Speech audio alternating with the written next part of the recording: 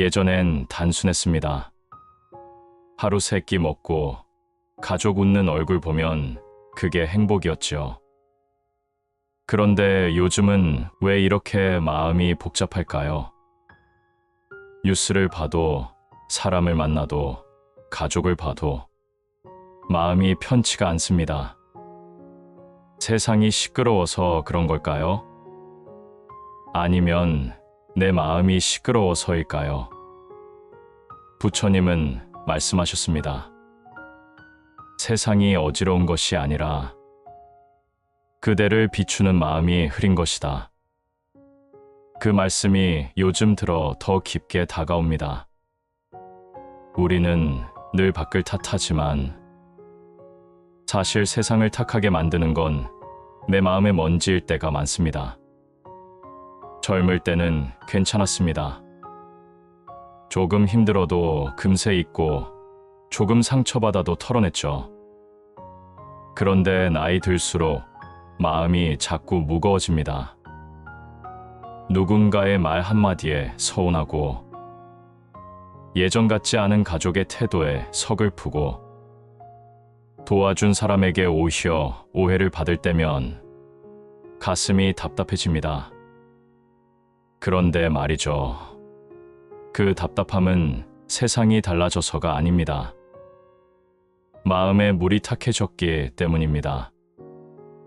어느 날, 한 제자가 부처님께 물었습니다. 부처님, 요즘 제 마음이 너무 불안합니다.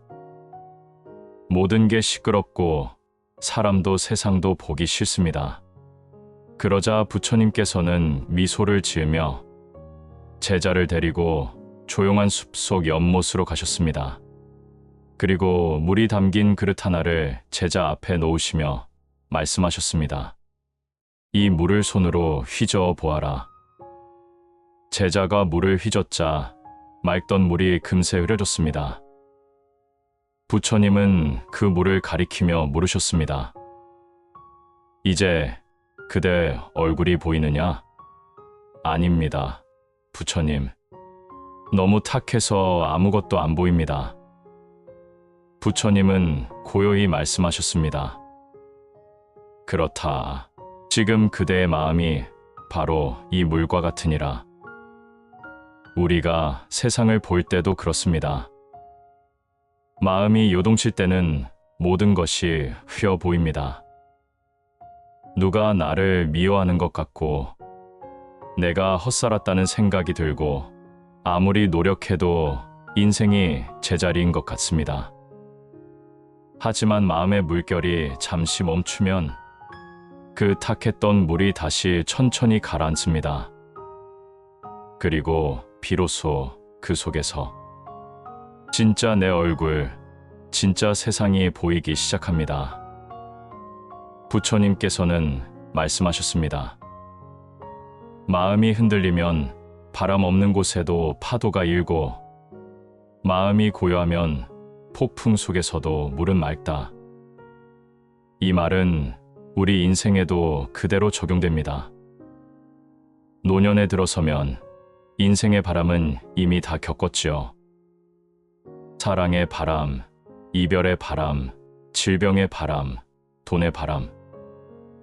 그 모든 바람이 우리를 흔들었습니다.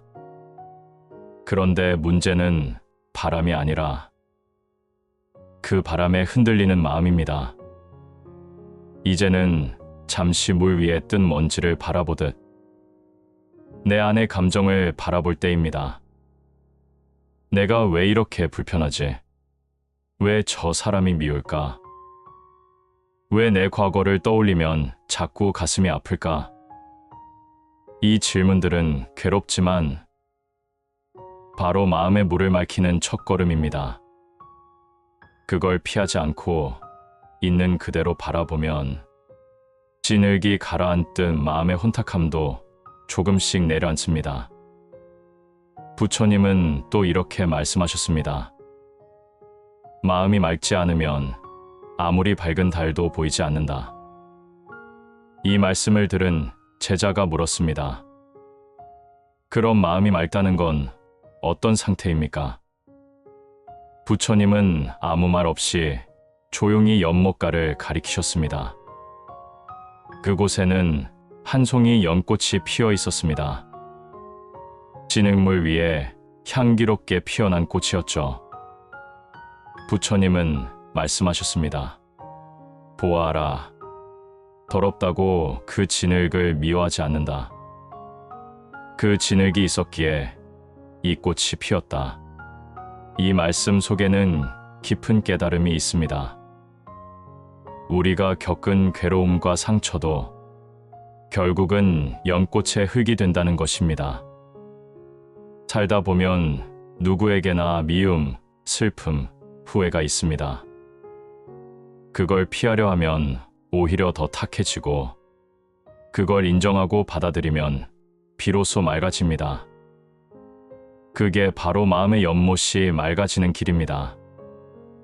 사람은 마음이 탁할수록 세상이 불공평해 보이고, 마음이 고요할수록 세상이 아름답게 보입니다.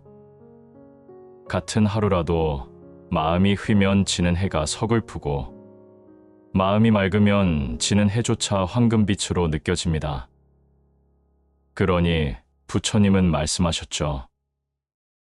세상을 바꾸려 하지 말고 그대를 비추는 마음의 물을 먼저 맑혀라. 그대의 마음이 맑아지면 세상도 달라집니다. 사람도, 가족도, 인생도 다른 얼굴로 다가올 것입니다. 이제 첫 번째 연못의 가르침을 기억하세요. 휘젓지 말 것, 붙잡지 말 것, 그냥 바라볼 것. 그러면 언젠가 그대 마음 속에도 고요한 달빛이 비추기 시작할 것입니다. 그대의 마음 속 연못이 조금은 고요해지기를 바랍니다. 부처님께서 제자에게 물으셨습니다. 그대는 왜 아직도 마음이 흐린가? 제자는 대답했습니다. 부처님, 저는 늘 기도하고 참회하고 명상합니다. 그런데 이상하게도 마음이 자꾸 불안하고 사람과 일에 미움이 생깁니다. 부처님은 조용히 말씀하셨습니다. 그대는 그릇에 물을 휘저어 놓고 그 물이 저절로 맑아지길 바라는구나. 그대의 마음이 고요하지 않은 이유는 잡고 있기 때문입니다. 미운 사람, 억울한 일, 놓치고 싶지 않은 욕심, 그걸 한 움큼 쥐고 있으면서 왜 내 마음이 편치 않을까 묻는다면 그건 불가능한 일입니다. 쥔 손은 쉴 수 없습니다. 쥐어야 하니까 계속 긴장해야 하니까요. 그래서 부처님은 말씀하셨습니다. 버리지 않으면 맑을 수 없고 내려놓지 않으면 고요할 수 없다. 한 제자가 부처님께 이렇게 물었습니다. 부처님, 저는 나쁜 기억을 잊고 싶은데 생각하려 하지 않아도 자꾸 떠오릅니다. 어떻게 해야 잊을 수 있습니까? 그러자 부처님께서는 바닥이 진흙으로 덮인 물동이에 돌멩이 하나를 던지셨습니다. 순간 물이 더 탁해졌습니다. 제자는 깜짝 놀라 부처님께 물었습니다. 부처님, 왜 돌을 던지십니까? 물은 더러워졌습니다. 부처님은 미소 지으며 말씀하셨습니다. 그래, 지금 그대 마음도 이 물과 같구나. 덮어두려 할수록, 감추려 할수록 그 안에서 더 큰 탁함이 일어난다. 그러니 던져버려라. 그 돌멩이처럼 그대 마음속 무거운 생각들을 바깥으로 던져버려라. 여기서 던진다는 것은 단순히 잊는다는 뜻이 아닙니다. 그건 인정하고 흘려보내는 것을 말합니다. 우리는 평생 동안 쥐고 살아왔습니다. 저 사람한테 그런 말을 들었는데 그때 그렇게만 안 했더라면 내 인생은 왜 이렇게 되었을까? 이런 생각들을 마치 마음의 짐처럼 등에 메고 살아왔습니다. 그런데 그 짐을 내려놓을 생각은 단 한 번도 하지 않았습니다. 그래서 세월이 지나도 마음이 무겁고 밤이 되어도 생각이 떠나지 않습니다. 부처님은 말씀하셨습니다. 무거운 짐을 진 자가 그 무게를 모를 때는 내려놓은 후에야 비로소 알게 된다. 이 말씀을 들은 제자는 한참 동안 말이 없었습니다. 그제야 깨달은 것이죠.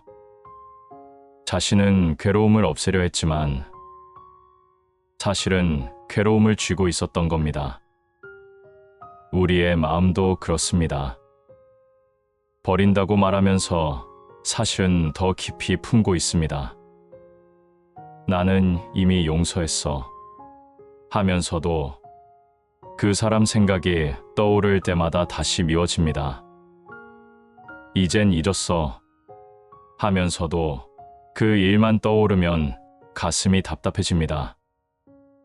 그건 아직 던지지 못했기 때문입니다. 생각 속에서만 놓았다고 말할 뿐 마음 속에서는 여전히 손에 쥐고 있는 겁니다. 그대는 기억하십니까? 물이 탁해졌을 때 억지로 손으로 건드리면 더 흐려진다는 것을. 마음도 같습니다. 억지로 억누르지 말고 그냥 두십시오.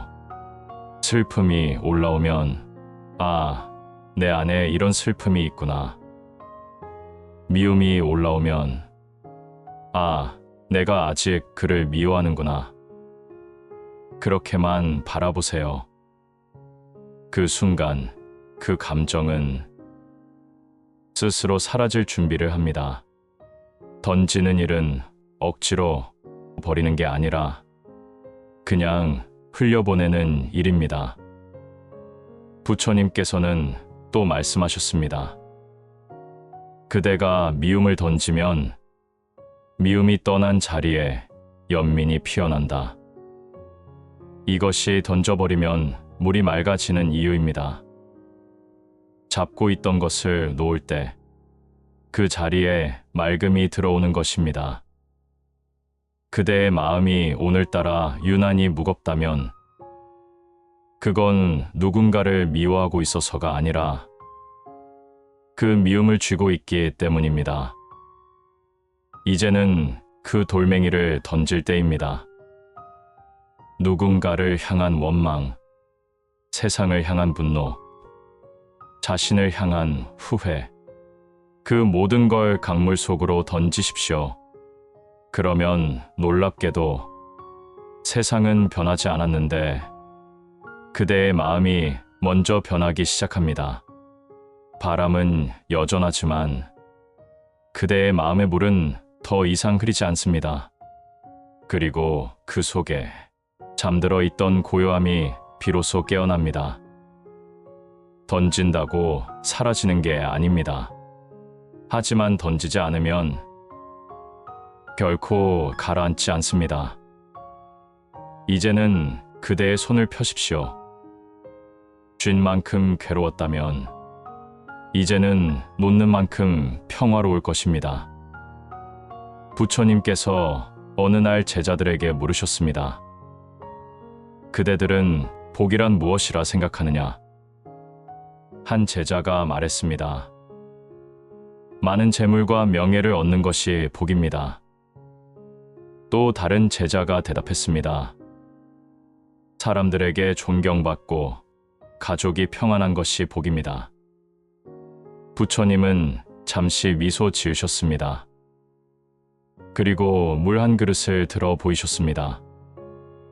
그 그릇엔 이미 물이 가득 차 있었습니다. 이 물에 더 채워 넣으려면 어떻게 해야 하겠느냐? 제자들이 대답했습니다. 먼저 비워야 합니다. 부처님은 고개를 끄덕이시며 말씀하셨습니다. 그래, 비워야 채워진다. 복도 그러하다. 마음이 가득 찬 자는 복이 들어올 자리가 없느니라. 우리는 평생을 채우는 데에만 몰두합니다. 돈을 더, 인정 더, 자식의 성공 더. 하지만 채우면 채울수록 이상하게 마음은 더 불안해집니다. 왜냐하면 복은 가득한 마음에 들어오지 않기 때문입니다. 복은 흘러들어오는 물과 같습니다. 그릇이 비워져야 들어올 수 있습니다. 그런데 우리 마음은 이미 내가 옳다, 내가 더 가져야 한다, 내 자식은 이래야 한다로 가득 차 있습니다. 그런 마음에는 복이 들어올 틈이 없습니다. 부처님께서는 또 말씀하셨습니다. 그대가 욕심을 버리면 하늘이 그대의 그릇을 채우느니라. 욕심은 물을 막는 둑과 같습니다. 처음엔 그 둑이 나를 지켜주는 것 같지만 결국에는 물이 썩어갑니다. 흐르지 않는 물처럼 욕심에 갇힌 마음도 점점 탁해집니다. 그래서 부처님은 가르치셨습니다. 비움은 잃는 것이 아니라 새로운 복을 맞이하는 준비다. 한 제가자가 부처님께 물었습니다. 세존이시여, 저는 가진 것을 나누면 늘 손해보는 것 같습니다. 부처님은 잠시 그를 바라보며 물으셨습니다. 그대는 향로에서 향이 타오를 때 그 향이 불 속으로 들어간다고 생각하느냐? 아닙니다. 연기가 퍼져나갑니다. 그렇다. 그대가 나눈 복도 그러하다. 눈앞에서 사라지는 것 같지만 그 향은 세상을 덮는다. 나누는 순간 손해 같지만 그 향이 맴돌아 결국 자기에게 돌아옵니다. 이것이 부처님께서 말씀하신 공덕공대의 순환입니다. 노년의 삶도 같습니다. 이제는 채우는 때가 아니라 비우는 연습을 할 때입니다. 자식이 내 뜻대로 되지 않아도 그 또한 그 아이의 인연이라 여기고 내려놓을 때 부모의 마음은 고요해집니다. 친구가 멀어져도 그것을 원망하지 않고 이 인연의 때가 다했구나 하고 받아들일 때 그 빈자리에 복이 들어옵니다. 비운 만큼 복이 들어오는 법. 사람들은 말합니다. 나는 평생 남에게 베풀었는데 왜 복이 안 옵니까? 그럴 때 부처님은 이렇게 답하십니다. 그대가 준 복이 멈춘 것이 아니라 그대 마음에 문이 닫혀 있느니라. 주는 행위가 중요한 것이 아니라 주는 마음이 맑아야 합니다. 내가 줬으니 나에게 돌아와야 한다는 계산이 있으면 그건 거래이지 공덕이 아닙니다. 그대가 무심히 내민 손, 그대가 이름도 남기지 않은 선행, 그것이 바로 가장 큰 복이 됩니다. 그 마음이 곧 비움이기 때문입니다. 그러니 이제는 마음을 돌아보십시오. 혹시 내 안에 나도 이제 받을 차례야. 나는 왜 늘 손해만 보지? 이런 생각이 있다면 그건 아직 덜 비운 마음입니다. 비운다는 것은 체념이 아닙니다. 모든 걸 놓고 나는 이제 아무것도 바라지 않겠다는 게 아니라 내가 가질 수 있는 건 여기까지라는 걸 인정하고 그 안에서 감사하는 일입니다. 그 순간 그대의 얼굴엔 다시 웃음이 피고 그대의 집에는 이유 없는 평화가 찾아옵니다. 이것이 바로 비움의 복, 부처님이 말씀하신 무소유의 행복입니다. 세상은 꽉 찬 그릇엔 더 이상 아무것도 담지 않습니다. 비워야 합니다. 그래야 새로운 복이 흘러들어옵니다. 비움은 이름이 아니라 다시 채워지는 시작입니다. 부처님께서는 말씀하셨습니다. 그릇이 가득 차 있으면 물을 더 담을 수 없고 마음이 욕심으로 차 있으면 복이 들어올 자리가 없다. 한 제자가 있었습니다. 늘 불만이 많았습니다. 부처님, 저는 열심히 삽니다. 남에게 피해도 주지 않아요. 그런데 왜 제 인생은 이렇게 힘들까요? 그때 부처님은 잔잔히 미소 지으시며 말씀하셨습니다. 그대는 물이 가득 찬 항아리에 복을 붓고 있구나. 그 제자는 잠시 이해하지 못했습니다. 항아리에 복을 붓는다니요? 그릇이 이미 가득하면 아무리 좋은 물을 부어도 넘쳐 흘러버린다. 그대의 마음 또한 욕심, 집착, 미움으로 가득 차 있으니 복이 들어와도 머물 자리가 없는 것이다. 그날 이후 제자는 매일 조금씩 비워나갔습니다. 먼저 원망을 비웠습니다. 누군가에게 서운하면 그 감정을 꼭 쥐지 않고 그 또한 인연이겠지 하고 흘려보냈습니다. 다음은 욕심을 비웠습니다. 남보다 나아지려는 마음보다 오늘 하루를 평온히 사는 마음을 택했습니다. 마지막으로 자기 연민을 비웠습니다. 나는 왜 이 모양일까라는 한탄 대신 이 또한 지나가리라는 믿음을 품었습니다. 그러자 놀라운 변화가 찾아왔습니다. 별로 달라진 일도 없는데 마음이 가벼워졌습니다. 예전 같으면 불평하던 일에도 미소가 나왔습니다. 부처님은 제자를 보며 말씀하셨습니다. 이제 그대의 항아리는 비워졌구나. 이제 복이 머물 것이다. 우리는 늘 채우는데 익숙합니다. 돈을 채우고 인맥을 채우고 자식을 향한 기대를 채웁니다. 하지만 채우면 채울수록 마음은 더 무겁습니다. 왜냐면 세상은 내 뜻대로 움직이지 않기 때문입니다. 결국 그 무게를 견디지 못해 내가 스스로를 괴롭히는 거죠. 비움은 포기가 아닙니다. 비움은 새로운 복을 맞이할 준비입니다. 가득 찬 방에선 새로운 손님을 맞을 수 없듯 가득 찬 마음엔 행복이 머물 수 없습니다. 한 어르신이 이런 말씀을 하셨습니다. 내가 가진 게 많을수록 불안했고 놓을수록 평안해졌어. 그분은 평생 장사로 돈을 모았지만 말년에 모든 걸 자식에게 넘기고 이렇게 말했습니다. 이제야 내 손이 가벼워졌구나. 비운다는 건 잃는 게 아니라 진짜 나답게 사는 길입니다. 사람은 결국 떠날 때 아무것도 가져가지 못합니다. 그런데도 우리는 끝까지 움켜쥐려 합니다. 부처님은 그 손을 살며시 잡고 말씀하십니다.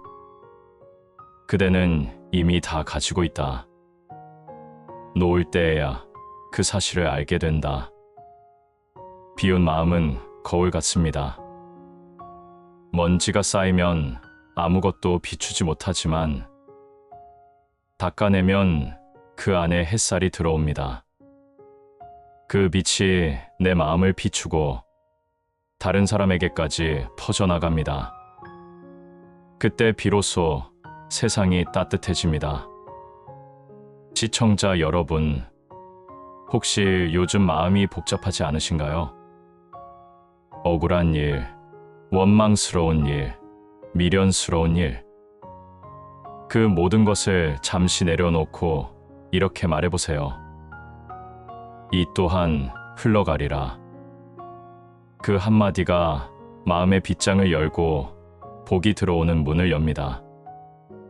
부처님은 늘 말씀하셨습니다.